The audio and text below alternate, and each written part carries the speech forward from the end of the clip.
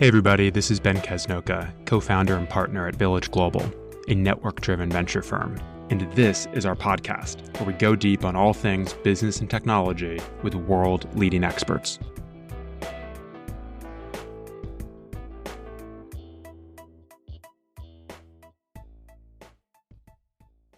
Hello, everybody. I'm Olga Serhiyevich, the head of investor relations at Village Global.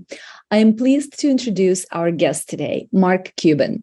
Mark needs no introduction, and we all know about many of his successful entrepreneurial pursuits in the worlds of technology and media and entertainment.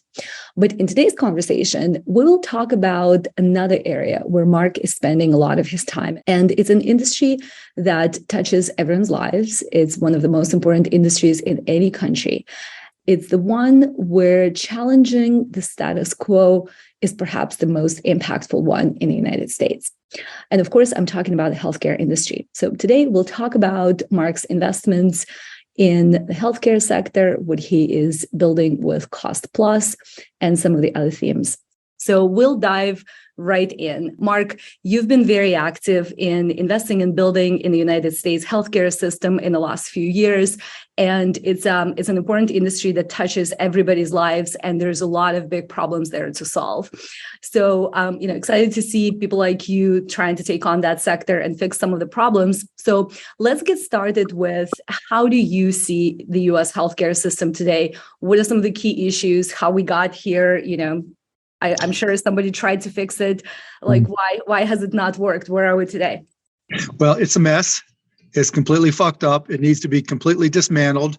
And we're good at innovation, which is important. We're good at discovery and even training doctors and scientists. But the system itself, the execution and implementation of healthcare in this country, is back-ass half-words and completely broken, and it needs to be completely dismantled. It's not, I don't know that there's a way that you can just evolve the system to a better way. And, and that's kind of the underpinning of Cost Plus drugs. As an entrepreneur, whenever I hear about an industry where all their customers hate doing business with it, that's a big old green flag saying, go, go, go. This is an industry ripe for disruption. And to take a step back, what got me into healthcare was about 6-7 years ago, when there was a lot of talk of just getting rid of Obamacare, the ACA. And I was talking to people who were in the incoming administration at the time, and they were all wanting to get rid of it, but nobody had any idea what to replace it with. So I told them I would take a look, and started looking at different options, but more importantly, got a handle on how the system was working. And the challenge for our healthcare system is that the interests of patients and providers and payers are not all aligned. There's more alignment between providers and payers who want to optimize revenue wherever they can, versus patients who want to pay as little as possible and stay healthy. And so the alignment with the payers and providers have only gotten stronger and stronger, which has led to the verticalization, a lot of acquisitions, a lot of M&A, as these companies turn into conglomerates and try to control their own destiny. And so with Cost Plus drugs, rather than working inside the system for medications and selling drugs, we made the choice to work outside the system, knowing that somebody was going to come along and finally disrupt how medications are bought and sold, and we wanted it to be us. So tell us more about Cost Plus, how you met the company, what exactly the company is focusing on. I think it's been a few years now that you've been working on it. So sort of, what is progress to date? What are some of the things that were surprisingly easy, and what were some of the things that are surprisingly difficult? Well, it started with a cold email from Dr. Alex Oshmayansky. He emailed me. He had a compounding pharmacy in Denver that he was working on, where he wanted to be able to manufacture in small quantities medications that were in short supply or had no supply whatsoever. And I was like, that's a noble effort, but we've got to think bigger. This is such a mess. If you can make these generic medications in particular less expensive than they're being sold for today and simpler to acquire, well, let's do it on scale. And so we got together and started Cost Plus Drugs. probably 2018, 2019. But at that point, it was more just filling out all the paperwork, because in order to start anything related to the pharmaceutical industry, there's a lot of paperwork. There's getting registered in all 50 states as, a wholesaler, as a retailer, all these different things. And so it took us some time to do that and to learn about what was going on in the industry. And then we came to the conclusion that what was really missing across everything was transparency. Mm-hmm. When you walk into a drugstore, if you're uninsured or underinsured, then you have no idea what you're going to pay for a medication. If you're insured, then your company that's providing the insurance has no idea what they're paying for your medication.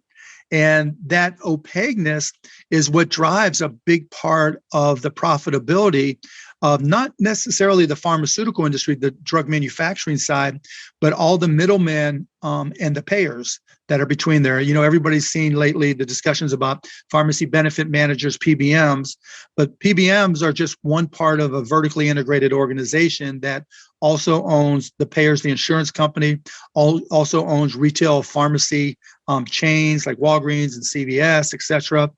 And 200, typically each one of these of the three dominant PBMs all have 250 affiliates or subsidiaries. And so we decided that was so opaque. What was completely missing was trust. And nobody trusted anybody but their doctor in the entire supply chain. And the way to overcome that was to be completely transparent. So we decided, made the executive decision to not only show our pricing, which was unusual, but also to show our costs, what our markup is, which is 15%, what our pharmacy fill fee is, which is $5, and what our shipping fee is, which is $5. And then I also decided to put my name on the company, because I'd never put my name on a company before. And I wanted manufacturers and vendors that we'd be working with to know that I was serious about it and that I was committed to investing whatever it took. And all that said, come January 19th of 2022, we finally launched our mail order pharmacy, costplusdrugs.com. And it immediately blew up. I mean, you talk about hockey stick. It was immediate and impactful and changed lives right off the bat. And, we had some certain strategies that we took that were a little bit differentiated that founders would want to know about. The first decision after the transparency and trust was zero marketing. All of our marketing was going to be earned media and referrals from our existing patient base. And the reason I made that decision is if you're a patient and you have, unfortunately, a disease, let's just say you have leukemia and you need a drug called imatinib, which we sell. Well, you're going to see that prior to costplusdrugs.com, that drug costs you anywhere from $200 to $2,000 a month. And the reason there's such a great disparity in pricing is because, again, there's no transparency. You can't just go look it up and see what the price is. And there's some sources that will show you a price, but that price often changes. And so when people saw that our imatinib price was about $60 a month versus $200 to $2,000, well, I knew that everybody who had leukemia and used imatinib was going to tell everybody else in their Facebook group who had the same illness about Cost Plus Drugs, and they were going to tell their doctors because they needed to prescribe with us, and those doctors were going to go to conventions and different organizations that were related to their specialties and tell everybody about Cost Plus Drugs. And that's exactly what happened. And so building on of word of mouth and referrals, we've continued to grow week over week over week over week continuously. Our biggest challenge right now is just keeping up with it. So I'd imagine with this company, you are disrupting the business of many different types of players. So whom are you disrupting? What's been their reaction so far? Is there space to collaborate? Well, we're just a little pimple right now on the whole industry. So I don't want to say that we're disrupting anybody yet, but we're helping patients, we're helping our customers, and that's the most important part. So going in, yes, I want to disrupt the industry because for the reasons we discussed, it's a mess, right? Nobody enjoys the whole process. Nobody likes having to take medicine in the first place, but all the economic uncertainty that's associated with it makes it far worse. And, here we are in 2023, and there's still, Americans who have to make a decision between rent, food, daycare, and their medications. And so, that's wrong in every sense. And so, rather than focusing on, okay, who doesn't like us and who's disrupting us and what can happen next, our focus is really to just stick to our basic business, which is we buy drugs, we show you what our cost is and what our markup is, and we sell those drugs. And if we can be efficient and be the low cost providers, we're going to make a lot of people very happy and much healthier. And the adherence and compliance to those medications is going to be far greater. So what I would say to answer your question, it's not so much the disruption, because we're working outside the existing system that's built on rebates and all these other games to try to create more gross margin dollars and profits. But what we're really disrupting is what patients who are uninsured, underinsured, and who have non-big PBM insurance, we're making their lives easier because we're making it far less expensive. Yep. And tell us more about the rest of your healthcare portfolio. You have a number of other portfolio companies. Do you think of it as, what are some of the things that you're doing everywhere across the value chain? Or is it more, you meet a great company, it's a great idea, it's worth pursuing, and you invest in it? Yeah, I haven't really done much in the healthcare space since Cost Plus launched because it's been my focus. But, Aon, who uses AI to better manage lung cancer, adherence and detection and management. Genesthesis, which is an interesting company who uses machine learning, and they're just getting final approvals finally from the FDA. But effectively, what got me excited there was every single organ in our bodies emits an electrical pulse. And there are literally machines that can capture that electrical pulse. And so they focused on the heart and said, for primarily men of a certain age, not me yet, but getting close, there's always those moments when you feel something in your chest and you immediately get terrified, where it's like, okay, am I having a heart attack? Is it this? Is it that? When you go to the doctor with that, it's very hard to determine whether or not something happened, right? Because EKGs, ECGs, sonograms, et cetera, don't always capture everything.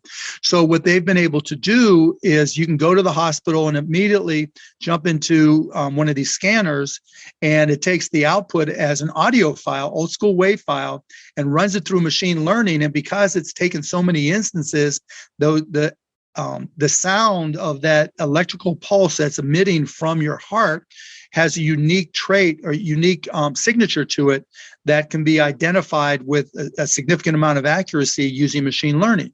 And so this was 6-7 years ago, I think it was, that I started working with them, maybe even longer now.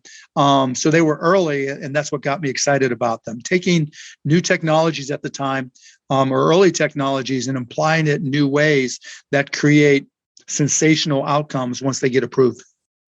So earlier when you were talking about launching Cost Plus, you mentioned how long it took to go through all of the registrations. And obviously healthcare is a regulated industry for a very good reason.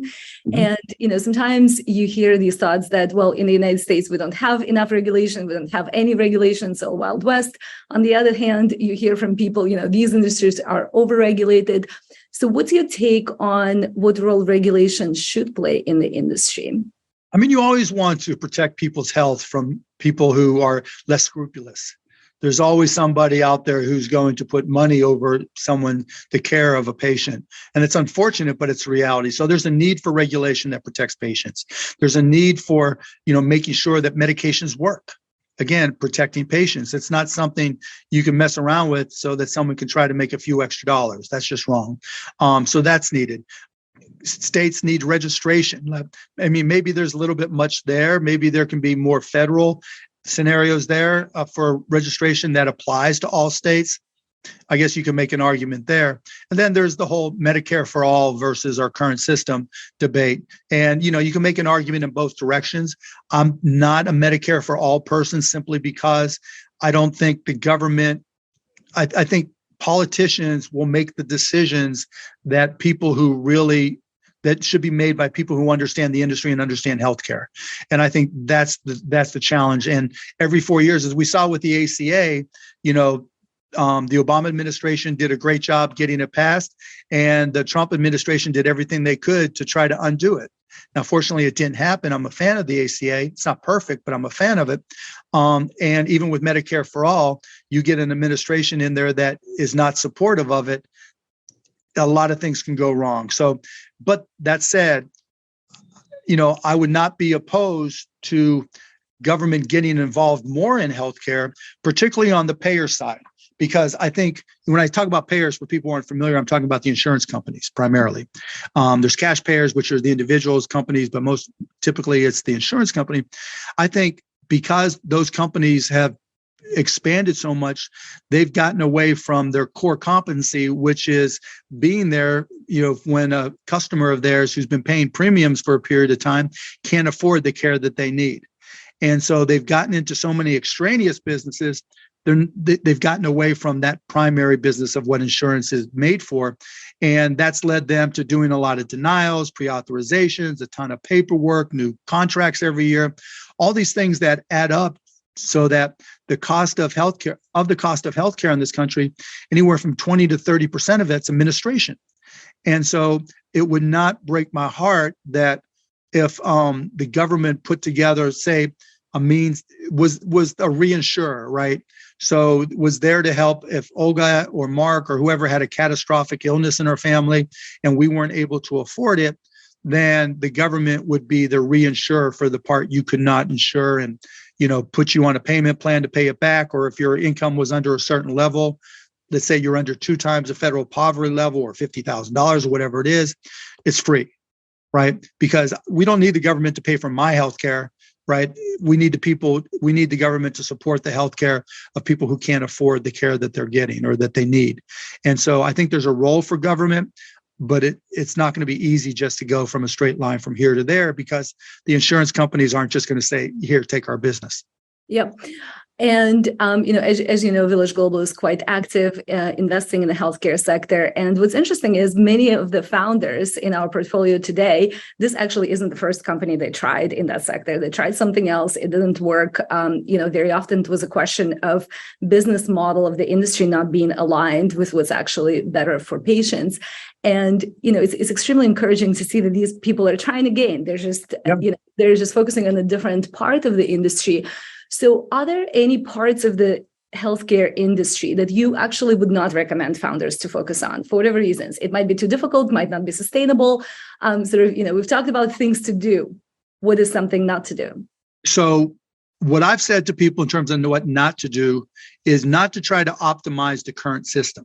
In other words, if you agree that the current system is broken, trying to optimize it on the edges might give you a short-term play, but now you're committed to working in a broken system. And that will very often go wrong. Where it goes right is the incumbent players decide to buy you because they see you as a challenge. So, if I was 25 or 30 years old and starting a healthcare company that was disruptive, all right, I might try to work in the system because I might be able to get a nice exit, which would be great for me personally. But if you're a VC company and you're trying to make wholesale ubiquitous changes that really changes an industry, you have to work outside of it, because working inside the industry, you're just taking a bad industry and just, shuffling the deck chairs on the Titanic, adding a little paint to the front bow of the Titanic. You might get paid for the paint job, but it's not going to have an impact in the long run. But again, everybody's got to look at their own personal scenario. It may well be you can get to an exit and accomplish something you've always dreamed of personally. And I never take anything away from an entrepreneur who tries to do that. Yeah, well, it's a great message for founders. So let's maybe expand the scope here to technology world today more broadly. What are some of the sectors that you're paying attention to? What are you excited about? Where else are you spending your time? I mean, AI, right? And it's been that way for the last few years. As I've been saying for years now, there's 2 types of companies in the world: those who are great at AI and everybody else.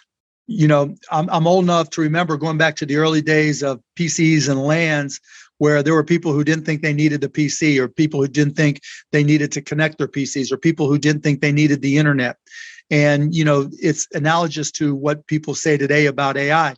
Well, my business is great. I don't know if I need it. I don't know how to use it. It's difficult to implement. It's challenging. All those things are true, but it works, and it works well. It may not be easy, but every single business is either going to have to use AI well or be abused by somebody who is using AI. And so I've been, I mentioned Aon, I mentioned Genesthesis going back years that are AI based.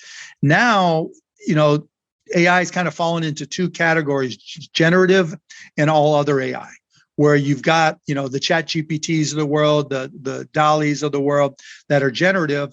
And then you've got the business process optimization AI, where you're trying to improve your supply chain, you're trying to improve your sales and figuring out, where to apply resources, those types of things.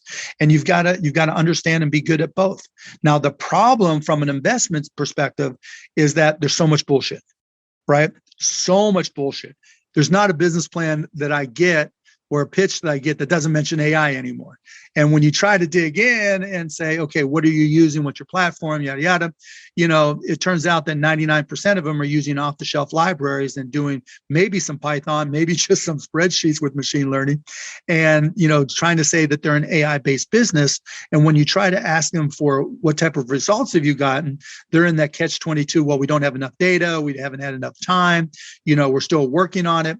Or it's expensive and we need to raise money because we want to do our own large language model. And it's like, okay, if you want to do a large language model, how are you going to deal with the quote unquote hallucinations, and how are you going to turn it into a knowledge model? Are you using RAGs, which check the output of one to put, and so there's all these things where, it's forced me as an investor to become much more fluent in the technology than I otherwise might have to be. Because again, whenever there's a new technology that's really caught fire and it's obvious that it's going to have a significant impact, it's really easy to fool people. There's going to be an AI Theranos, there just will be. And so it takes a lot more effort to try to grasp where things are going. You've got to put it in context that, we're at ChatGPT 4. What's it going to look like at ChatGPT 10? And because these large language models are just that, they're language models, not knowledge models, not output models, right? That also means you've got to deal with domain knowledge. How do you make it fit what you're trying to do and make that output accurate? I've got a little company that I created more for my own personal use than anything, called foodguides.com. And it's because I had acid reflux and I was always looking for foods that I could eat and recipes I could use so that my acid reflux would go away. And I always was jumping around from site to site. And one of our guys is now using ChatGPT to try to make a little prompt-based bot, if you will. But the challenge is, how do you make it accurate? Because the last thing you need is, okay, take the output from the prompt is do this, this, and this, and add some bleach to it, because unless you're checking the output of every answer, you don't know, and that's a possibility. And so and the point is, when you're in your early days of technology, not only do you have to understand it, but you have to look for its own weaknesses. And by looking for those weaknesses, you can be a better investor, because you can challenge the entrepreneurs that are coming up with these suggestions and actions and make sure that they know what they're talking about and that there truly is a business plan to get where they want to go. Because at one level, ChatGPT is dirt cheap. There's all kinds of libraries, there's all kinds of plugins, there's everything that you can do to create almost anything that you want. But is that a business? And does it just check a box to say we're doing it? Or does it give you a differentiation? And is that protectable? And how does it scale? All the traditional questions you would ask, but because it's also new, how does it apply? Do you personally use ChatGPT? What are some of the use cases that? I use it for everything. Yeah, I use it for everything from basic. I spent a couple hours yesterday, not a couple hours, an hour yesterday, copy and pasting a bunch of my tweets in there, because I want, so I can start training it on how I think. I'll start, when I get another break next weekend, I'll start taking some of the emails that I've done, and just slowly but surely, I'm going to update it so that I can say, okay, I need to write about costplusdrugs.com, write a simple presentation about costplusdrugs.com in my writing style. And, it's not going to be perfect, but it's kind of a typing hack where all I have to do is make corrections as opposed to start from scratch like I would have a year ago, then that's a big win. And if I can keep on training it and updating it and allowing it to update, whether it's ChatGPT or Bard or Lambda, whatever else comes along, then I'm way ahead of the game because it teaches me, I understand it. I've used it with my son, because I've allowed them to use it for schoolwork. My kids are 13, 16, and 19. And I've encouraged them to use it because the hard part isn't using ChatGPT or even coming up with the right prompts. With a lot of trial and error, you can come up with the right prompt. The hard part is knowing when it's lying or not. And in order to know if it's lying, you have to know the subject matter. So, I don't have a problem with schools using it. I don't have a problem with my kids using it because it's like that story that came out last week with the lawyer that used it for a brief that he turned into the courts, and it cited cases that didn't exist. If you don't have the domain knowledge to know what exists or doesn't, you're going to look like a moron and you're going to flunk the class. And so that's why I'm okay with it, because it requires domain knowledge. And that's also important in terms of trying to understand whether or not it'll create jobs or, what the net impact with jobs are. I think it's a net positive, particularly for people that are smart about something unique. It's going to, they have this thing, RLHF, reinforcement learning with humans, right? Where they try to use people to correct things that are incorrect. Well, you need people who have domain knowledge. So they're going to need a Shakespeare expert. They're going to need, and all these little things will be used for them to compete. Because I think where people get confused is that generative AI is not homogeneous, right? It's not like everybody's got the same product. They're going to be competing. Google wants you to use Bard. Microsoft and OpenAI want you to use ChatGPT. Facebook will have theirs. Amazon will probably have theirs. There'll be others. Salesforce will want you to use theirs for sales. So how are they going to differentiate? It's going to be really hard for them to differentiate based off of technology because, my 13-year-old son isn't going to know the difference from one to the next based off the technology. And, your portfolio companies aren't either for the most part. And so it's going to take specific information that will be licensed to make it a difference. It's not like a search engine that just took everything that was open on a website in Spiderable and just gave you a better way through PageRank, that Google worked better. I mean, it's got to be where what doctors are, we have Harvard Medical School and the Cleveland and Mayo clinics and our large learning model, and our competitor only has Joe Blow Regional Hospital surgeons contributing. Or, we went and licensed it all from Chegg and got all of their educational content to be input in our model, and they have nothing, right? You're going to see those types of associations because that's how these models are going to differentiate themselves in the future.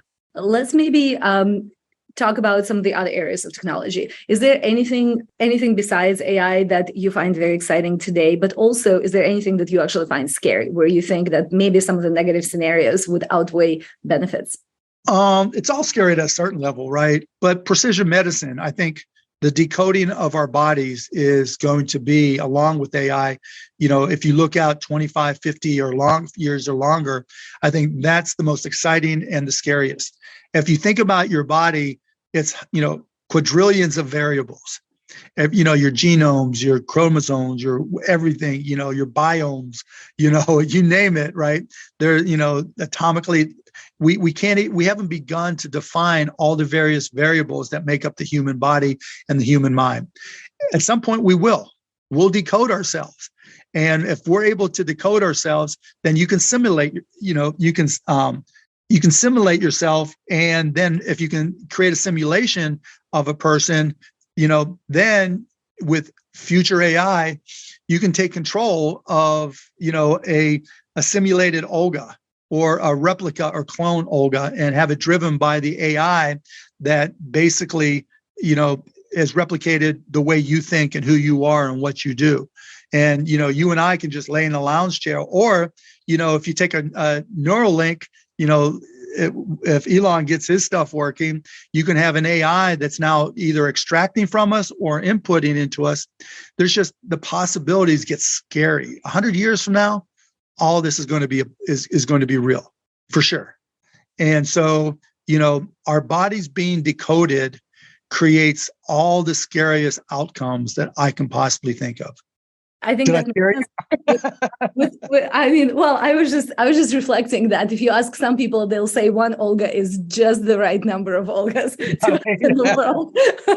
They would not find the idea of cloning me to be a good one. But but certainly every technology presents a lot of opportunities, and there could be negative scenarios. But chances are it's actually people who would create those scenarios, right? Of course. Of course. So probably all of us still remain techno-optimists overall. So let's switch a little bit to some of the other areas. One of the things that I've been thinking about this year is a more structured approach to bring randomness in life. And so the goal here is chasing for outlier outcomes. My goals are learning something new, meeting interesting people. Interviews like that is an example of that. So what role has randomness played in your life? How do you bring it in life? What other ideas do you have for me and for some of the other people who want to have more randomness in their lives? That's a great question. I think that's an awesome question. One of my favorite sayings is life is half random. And so there's certain things that you can control. You can control your effort. You can control your curiosity. You can control your agility. You can control a lot of things.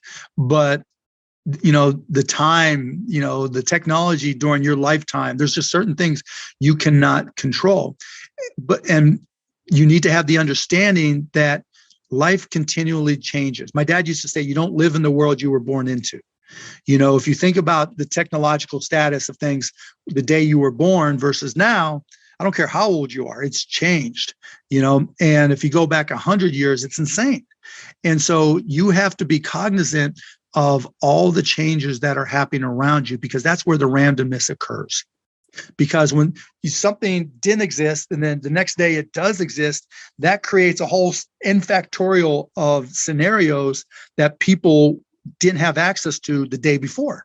And so when all those things, that's the randomness of life. Olga comes up with a great idea that changes everything, or changes, certain things. And that creates a whole new set. Call it the butterfly effect, right? One little thing changes everything. And that's the randomness that you have to be aware of. Now, by definition, it's random. You're not going to be able to control it, but you can be there. I mean, people talked about how Wayne Gretzky, the hockey player, came along at the right time because of the rules of hockey changed a little bit, and they matched up with his skill set. A 7-foot center, Shaquille O'Neal, wouldn't have as much impact today in the NBA because centers are shooting more threes, and he wasn't a shooter. Now, Shaquille would say he would dominate anyways, but the game is different. And no one, the day Shaquille was born, or, Greg Monroe, a random center, when he was 7 foot tall as a 16-year-old, the game was what it was. He could never have anticipated. It was randomness to him that the NBA rules would change, where the game would evolve. And so you've got to pay attention to what's happening around you, because when there's randomness and it presents itself, it's no longer random, right?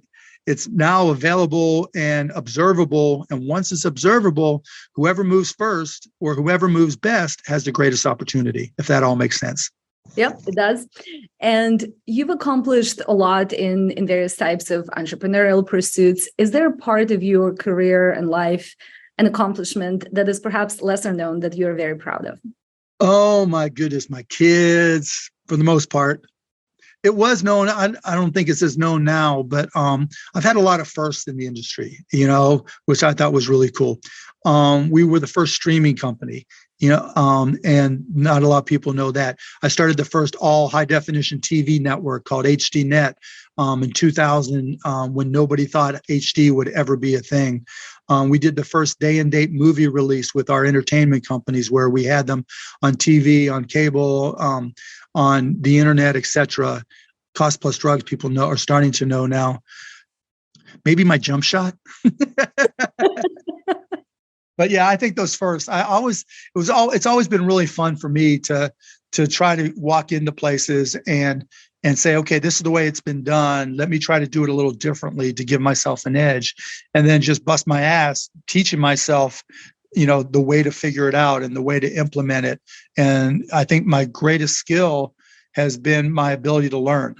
I'm a quick study. If you watch Shark Tank, I just can figure things out faster than a lot of people. And that's helped me quite a bit to take that randomness and applied knowledge and learn about it and then apply it to business. Perfect. One of the things one of the types of people I'm fascinated by is journalists. And it's people who start different things, who sort of, create something new and interesting in lots of different areas of life. And that's a great example of that. Thank you for sharing some of the reflections on how to be a good journalist and how to go from one area to another. But since you mentioned the entertainment portfolio, one of your companies is Magnolia, which is obviously the darling of the independent film industry. I'm a huge fan of the documentary on Enron. Who knew corporate fraud lends itself so well to that. Also saw a musical. I don't know if musical was also part of it or if it was independently done by someone. But anyways, lots of great films there. Wait, do you know the story of Enron? The story behind Enron, the smartest guys in the room? The movie. The story behind the movie. Tell us the story about behind the movie. Okay, so Enron, the smartest guys in the room, was released in 2004. It would go on to be one of the top 10 grossing documentaries of all time at that time. It's since been surpassed. The way it got made was I got a cold email from a guy named Alex Gibney, who I had no idea who he was. He was brand new to the industry. And he said, I've got all this corporate footage from Enron. And he kind of described it. And I'm like, do you have exclusive license to it? And you're able to use it? Yes. And what do you want to do with it? We want to make a documentary about Enron. And there's a book called Enron, the Smartest Guys in the Room. And we're going to work with the author there. I'm like, great. How much is it going to cost? He goes, $770,000. I'm like, great, let's do it. So in the span of about 12 minutes, I greenlit Enron, the Smartest Guys in the Room. And it would go on to be nominated for an Academy Award and be a top grossing documentary at the time. Then our next movie, and this is with Todd Wagner, my partner in 2929 in Magnolia, he comes to me and he says, I've been working with this company, Participant Films, and they've got a movie with George Clooney about the McCarthy trials called Good Night and Good Luck. And I'm like, well, that's cool. How much is it going to cost? $8 million. Half is our. All right, let's do it. So our second movie was Good Night and Good Luck, and it was nominated for 6 Academy Awards. So our first 2 movies are nominated for 7 Academy Awards. We didn't win, unfortunately, but I'm thinking this business is easy. Nah. We don't do a whole lot of production anymore. We had some decent movies, but not enough great movies. Magnolia, on the other hand, is a distribution company, and Eamon Bowles and the staff there have got a great eye, and Todd have got a great eye for picking movies to distribute, and it's done really well. So one of the interesting things about this story and many others is that you're able to make decisions very quickly. I admire that quality greatly. What do you think your secret is? Is it because you are in a position to deal with consequences if something doesn't work out? You have broad enough portfolio? Is it because you think you have better judgment? Sort of, what's your take on the ability to make decisions quickly and not regret it? So a couple things. One, I've got enough money that if I lose, I'll be okay, right? If you go back 30 years, I didn't make decisions nearly as quickly, close, but not as quickly. And 2, I value time as my most valuable asset. I don't like to mess around. I feel like if I can do the homework and prepare myself, I can get to a yes or no very quickly. Now, it's failed a bunch of times too. I've had companies where there's fraud or this or that have cost me $30-40 million overall because, I probably should have done more due diligence. But on the flip side, I've got like one portfolio company, Relativity Space, that when it did its last valuation, it was $4 billion. I was their very first investor and got a big chunk of the company. And I've still never met the guys. And that was 8-9 years ago. And they keep on saying, well, come out, we just launched this rocket and we're using our 3D printers to build this next rocket. I'm like, nah, it's such a great story. And so I've got a bunch of those where they, Cost Plus Drugs came from a cold email.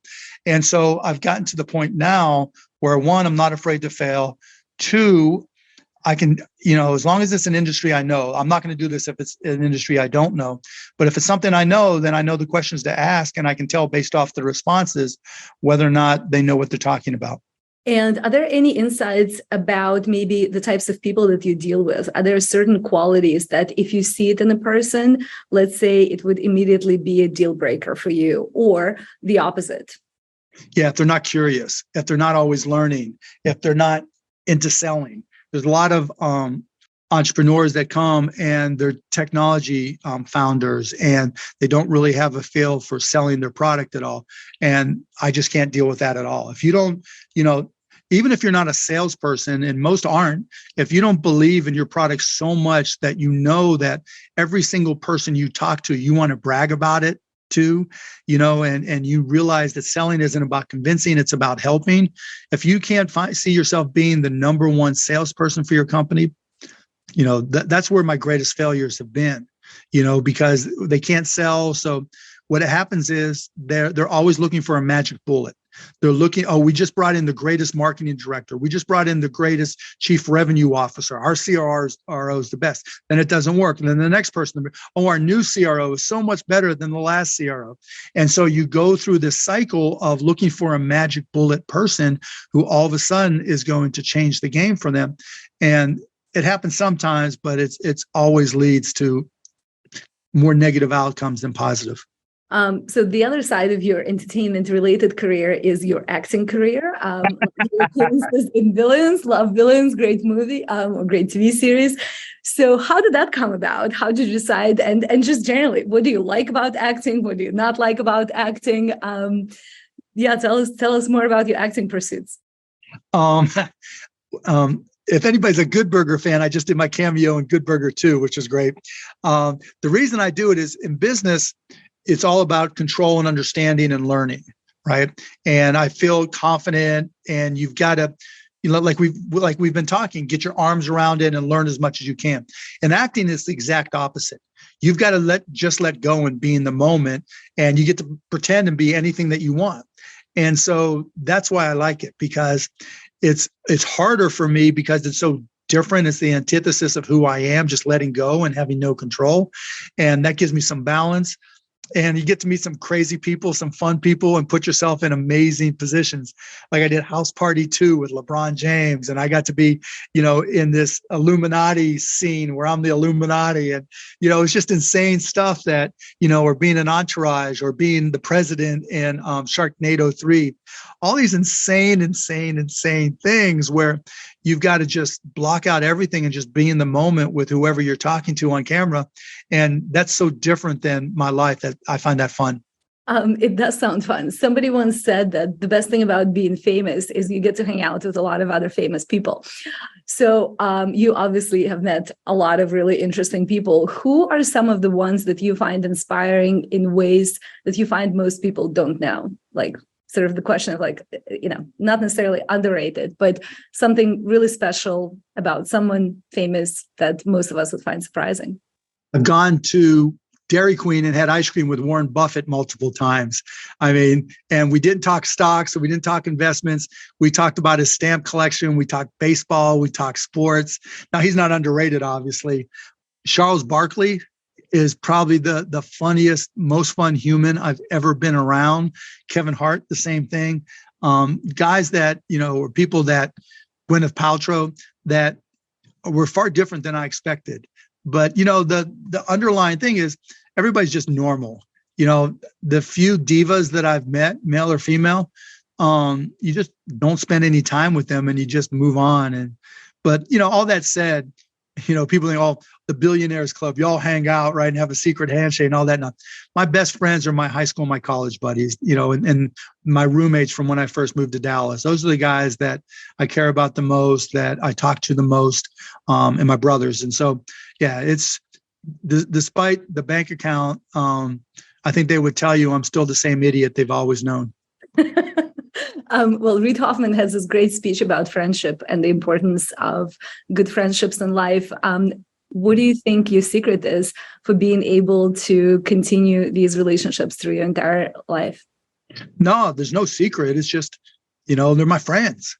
I mean, why would anything change because my bank account changed? That just never made sense to me. That I should be different or act differently or, do this, or this is the way rich people are supposed to act. That always made no sense to me whatsoever. I liked my life when I was poor, when I was sleeping on the floor, when I had nothing. I was broke. I didn't like that part. I didn't like all the bill collectors and all that stuff. But those were my friends back then. They know me, I know them. And, that's what I care about. There's no reason to change. So speaking of being rich, what's your favorite item in the 3 Comma store and how did that partnership come about? Oh, the 3 Comma store. So the favorite is, or I'm wearing one actually. Yeah, this is from the 3 Comma store. So I'm down at the Mavs practice facility. So sometimes when I see the players and they're talking about their contracts and stuff, I'll wear something like this in. And the way it came about was when I first bought the Mavs, people would always say 3 Comma Clubs, 3 Comma Clubs, and it was all new to me. And I was like, okay, I'm going to trademark that and brand it, right? And so then this guy came up to me and said, well, I heard you talking about it. Can we start selling some merchandise around it? And I'm like, sure. And then when HBO came out with Silicon Valley and they started talking about it, right? They had to license the trademark from us for this 3 Comma tequila. And so I actually got paid for it. So it turned out okay. Well, that's a great story.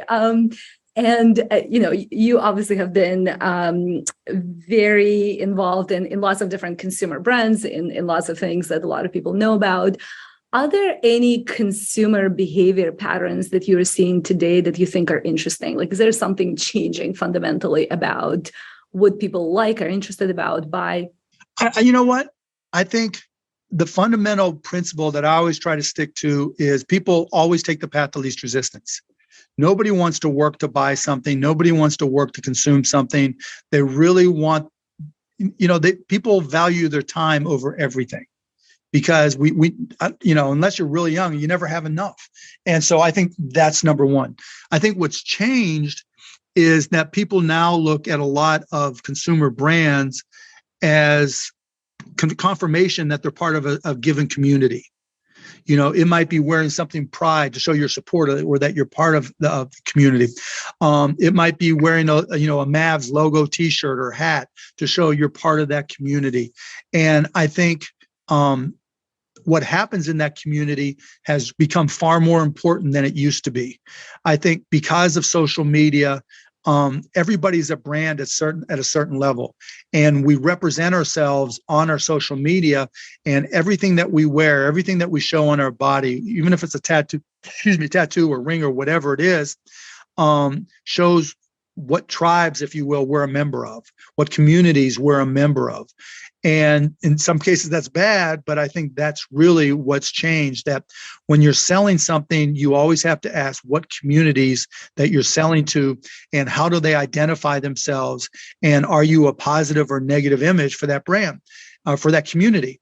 Now, sometimes that goes negative, like we've seen with Bud Light and Target, but I think those adversarial communities, like we've seen, I think they tend to be really, really tiny and transient. I think when you see things like boycotts and the communities there, I think that's more a reflection of the randomness of what happened. Somebody, moved to the front of the line and got some visibility and some influence, and that runs out very quickly. So, you see people that have gone from Bud Light to Target, and now because Chick-fil-A's got a DEI person, they're trying to use their influence to influence. And you can only, when a community is negative like that, it runs out of juice very, very quickly. When a community is positive and open and inclusive and supportive, that's a community that grows. That's a community that wants to get bigger. That's a community that reflects, who you are. And when that community also has a mission, like you see a lot of companies now with the social construct, we're donating one shirt, we're building a school, we're doing whatever. That's a community people will take that brand association and wear or show with pride. And so I think 40 years ago, it was status. I'm going to drive my Cadillac or my Mercedes or whatever. For some, it's still a Rolex or whatever. But for most, it's, okay, this is who I am. This is the community that I'm part of. And, I want you to see it because I want you to know who I am and to know what's important to me. And I think we reflect that in every Instagram post, most Snapchat posts, and the things, not so much Twitter, that's a different beast, but the things where we show ourselves as opposed to just talk about things. I think we really try to demonstrate our community, and that's what brands really need to be cognizant of. Since you mentioned Twitter, tell us more about your social media diet. Where do you spend time? And just broadly, where do you get information from? Are there certain things that you read on a daily basis? How do you like to learn? I like to use Twitter for real-time information. I like to use Twitter to challenge my hypotheses, if you will. Check my whole card to make sure what I saw is what I believe. But it's obviously changing, and it's changed a lot since Elon has taken over. I think there's still some verticals where you can engage well, but there's a lot more adversarials in that world than there used to be. I've started to spend some time on Post, spending a lot more time on Blue Sky rather. I think it's got potential, but it's still a social network as opposed to a knowledge network, if you will. Mm-hmm. Twitter started off as a social network back at South by Southwest. Where you going tonight? What you doing? DM me. Let's talk. Hey, let's hang out. But it's not a social network any longer. It's social media, and that there's a big difference. And so, for information and first sourcing, particularly for sports, I'll go to Twitter.